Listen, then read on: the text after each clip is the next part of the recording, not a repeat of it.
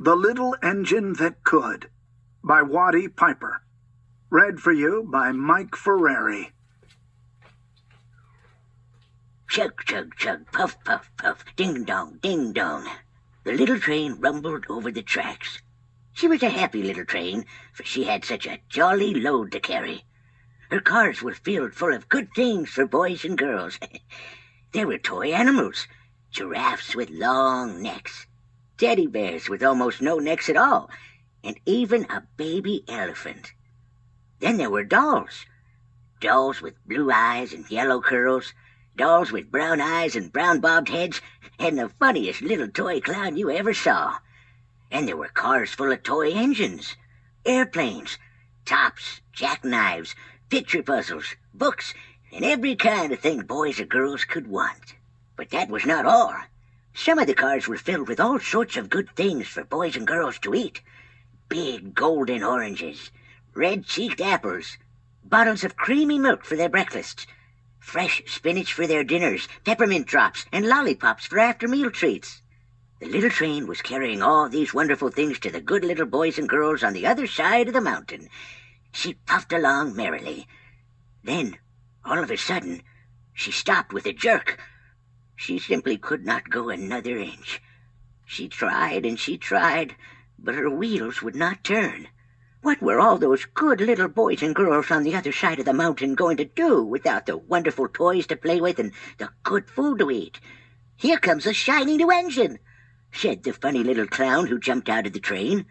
"Let's ask him to help us." So all the dolls and toys cried out together, "Please, shiny new engine, won't you please pull our train over the mountain? Our engine has broken down, and the boys and girls on the other side won't have any toys to play with or good food to eat unless you help us." But the shiny new engine snorted, "I pull you? I am a passenger engine. I have just carried a fine, big train over the mountain with more cars than you ever dreamed of. My train had sleeping cars with comfortable berths, a dining car where waiters bring whatever hungry people want to eat, and parlor cars in which people sit in soft armchairs and look out of big plate glass windows. I pull the likes of you?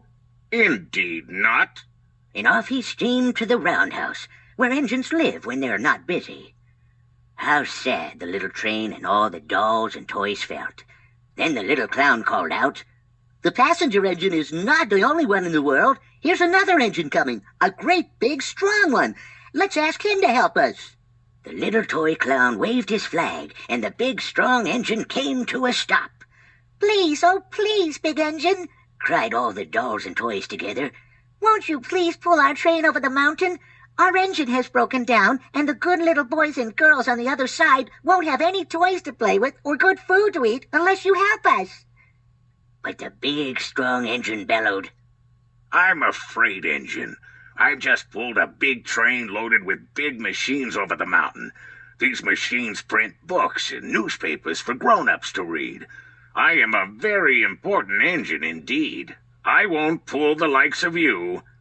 And the freight train pulled off indignantly to the Roundhouse. The little train and all the dolls and toys were very sad. "Cheer up!" cried the little toy clown. "The freight engine is not the only one in the world. Here comes another. He looks very old and tired, but our train is so little, perhaps he can help us." So the little toy clown waved his flag, and the dingy, rusty old engine stopped. "Please, kind engine," cried all the dolls and toys together, "won't you please pull our train over the mountain? Our engine has broken down, and the boys and girls on the other side won't have any toys to play with or good food to eat unless you help us." But the rusty old engine sighed, "I am so tired. I must rest my weary wheels.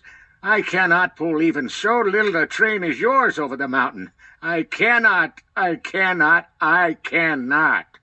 And off he rumbled to the Roundhouse, chugging, I cannot. Then, indeed, the little train was very, very sad, and the dolls and toys were ready to cry. But the little clown called out, "Here's another engine coming, a little blue engine, a very little one. Maybe she will help us." The very little engine came chug-chugging merrily along. When she saw the toy clown's flag, she stopped quickly. "What is the matter, my friends?" she asked kindly. "Oh, little blue engine," cried the dolls and toys, "will you pull us over the mountain? Our engine has broken down, and the good boys and girls on the other side won't have any toys to play with or good food to eat unless you help us. Please, please help us, little blue engine." "I'm not very big," said the little blue engine. "They use me only for switching trains in the yard. I've never been over the mountain." "But we must get over the mountain before the children awake," said all the dolls and the toys. The very little engine looked up and saw the tears in the doll's eyes, and she thought of the good little boys and girls on the other side of the mountain who would not have any toys or any good food unless she helped. Then she said, "I think I can. I think I can. I think I can."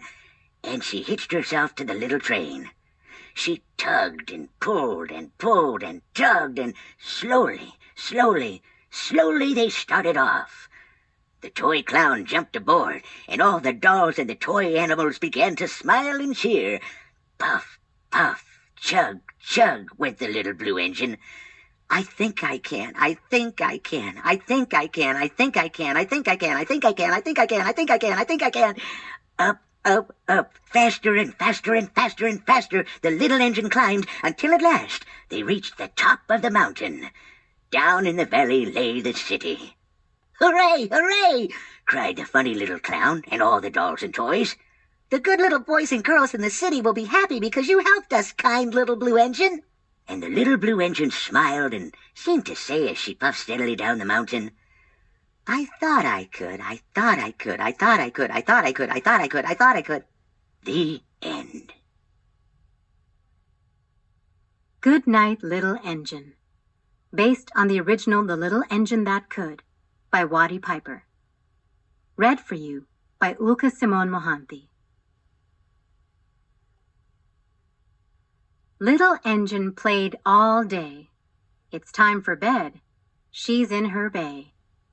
The train yard's still. There's not a sound. The setting sun glows all around. But Little Engine's wide awake. How much longer will it take for her to settle down to sleep, counting cars instead of sheep? Then Little Engine hears a noise.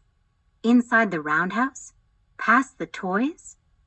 She inches out to take a look in every stall and shadowed nook. She hears the sound again outside. Curious, she takes a ride. "Peep! I tumbled from my nest. I'm lost. Please help. Which way is best?" Little Engine says, "Oh dear! I'll help you, Birdie. Have no fear." She peers inside the nearest tree. "No nest in here that I can see." So Little Engine wakes a friend. Rusty Engine rounds the bend. He searches down another track. "No bird home here." He circles back. Little Engine rouses toys. The monkey, dolls, and soldier boys. They look in boxcars down the line. Giraffe explores the ticket sign. They check the poles and storage shed. No nest in sight, no birdie bed. Then Little Engine gives a yawn. "Birdie, stay with us till dawn." Birdie nods, his feathers droop. At least he's found this friendly group. They troop inside the roundhouse door, where high above the track-filled floor, they hear loud chirps and peeps and cries. "Mama?" Birdie blinks his eyes. "It's me!" chirps Birdie. "Coming now!" But then he stops and wonders, how? His wings will only flap and fan. Little Engine says, "We can!" The friends stack up and Birdie hops to climb them all and reach the top. The nest is still a bit too high. Giraffe's the last to give a try. She settles Birdie in his nest. "There you go, it's time to rest." "Thanks," sings Birdie, snuggled tight and safe with Mama for the night.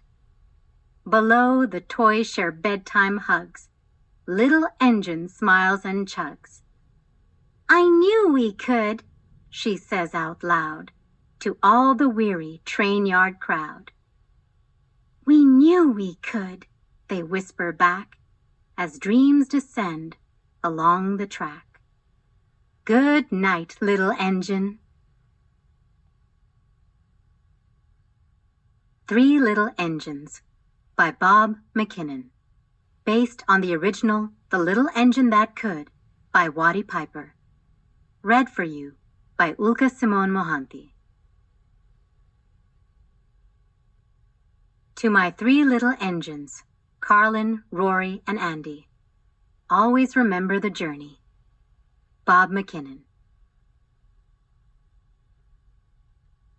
Graduation day was finally here. The three little engines were excited to take their final test of engine school, making their first solo trip over the mountain.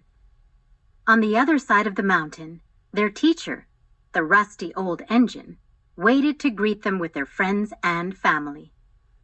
Each engine took their place on a different track, waiting for their turn to be called.